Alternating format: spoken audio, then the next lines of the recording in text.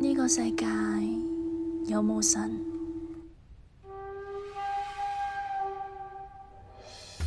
過年嘅時候，我媽咪會俾關公上香，祈禱佢斬妖除魔，保佑一家老細平安。我爸嘅車上掛住啲龍嘅吊墜，佢話咁樣可以保佑風調雨順喎。我婆婆成日話你要將飯碗端好啊，唔係做王爺會怪罪㗎。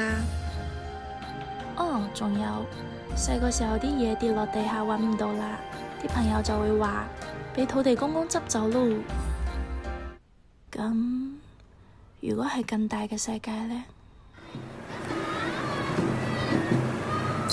子供の頃、ある年の寿司寄りの時に天川で遊んでいたところ、キュウリウリが合桃であることを発見しました。في عام الاحتفال ببلوغي قضيت ليلة وحدي في الغابة. كنت خائفا، لكن لابد أن الرب الفهد هو الذي باركني. اسمحوا لي أن أعود بالسلامة. Will artificial intelligence be a tool or a god in the future? None of us can tell. We are all afraid. 其實我哋都知世界上冇神，神係咪都係人類想象出嚟嘅？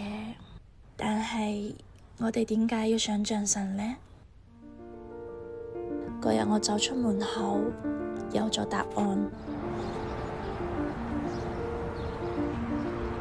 為咗令善意得到好報，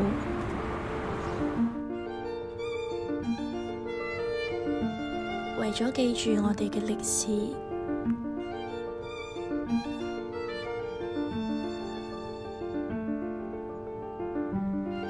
為咗令故事流傳到後代，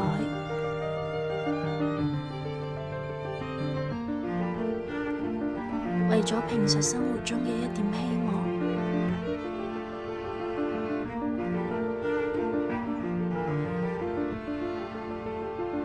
為咗俾我哋愛嘅人住喺我哋嘅心入邊。